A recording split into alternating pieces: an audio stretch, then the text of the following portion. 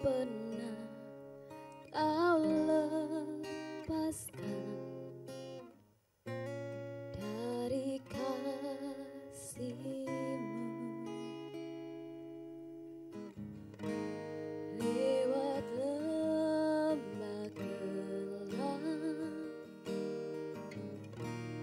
Kau temani aku,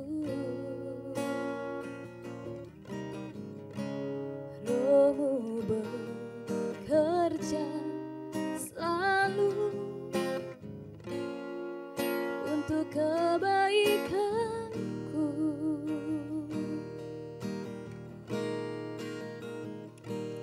Mengalir kuasa dari tempat maha tinggi, Bapa kekal mulia, Kau hadir di sini, memulihkan hati, menyembuhkan yang terluka. Ku kan tenang bersama-Mu, Bapa.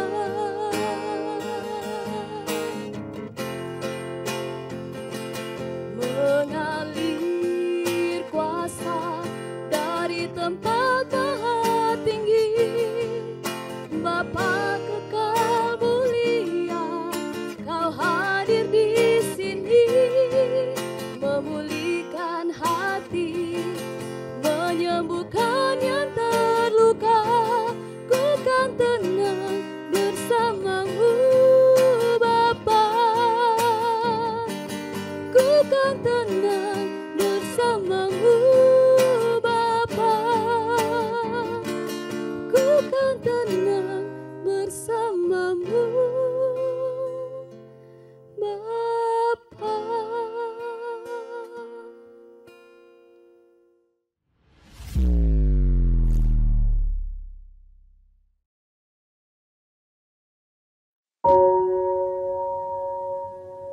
Shalom, selamat pagi saudara-saudara yang dikasihi oleh Tuhan. Di Sermon Today kali ini saya akan memberikan tema dengan judul Kasih Tanpa Syarat. Di sini kita akan membuka di 1 Yohanes 2 ayat 10. Firman Tuhan berkata, barang siapa mengasihi saudaranya, ia tetap berada di dalam terang, dan di dalam dia tidak ada penyesatan. Dunia saat ini benar-benar sedang krisis kasih, dan karena makin bertambahnya kedurhakaan, maka kasih kebanyakan akan menjadi dingin. Dalam Matius 24 ayat 12 mengatakan, kasih benar-benar menjadi sesuatu yang teramat mahal dan langka. Kalaupun orang mempraktikkan kasih mereka adalah kasih yang disertai dengan tendensi dan motivasi terselubung atau mengasihi hanya orang yang mengasihi. Dalam Lukas 6 ayat 32 sampai 33 mengatakan, dan jikalau kamu mengasihi orang yang mengasihi kamu, apakah jasamu? Karena orang-orang berdosa pun mengasihi juga orang-orang yang mengasihi mereka. Sebab jikalau kamu berbuat baik kepada orang yang berbuat baik kepada kamu, apakah jasamu? Orang-orang berdosa pun berbuat demikian. Inilah prinsip mengasihi yang dunia terapkan.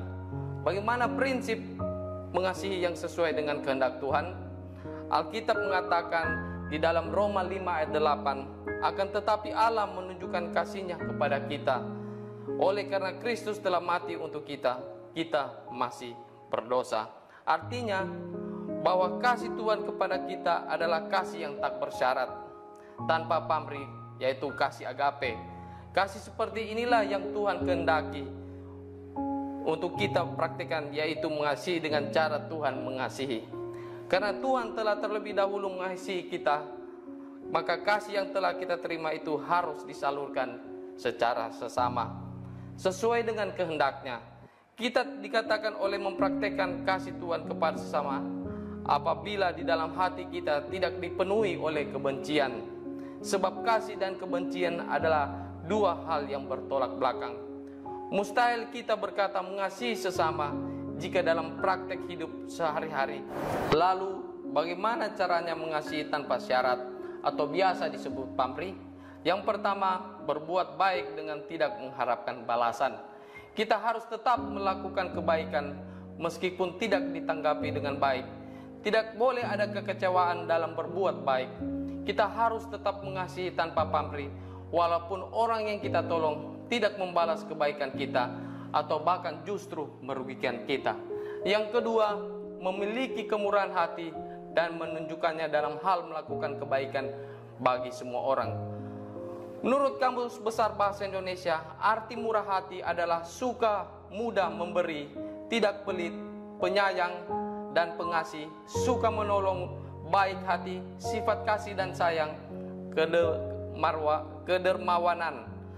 Orang yang murah hati pasti memiliki kasih di dalam hatinya. Murah hati selalu berkenan dengan sikap memberi, baik itu waktu, tenaga, materi, atau juga hidup.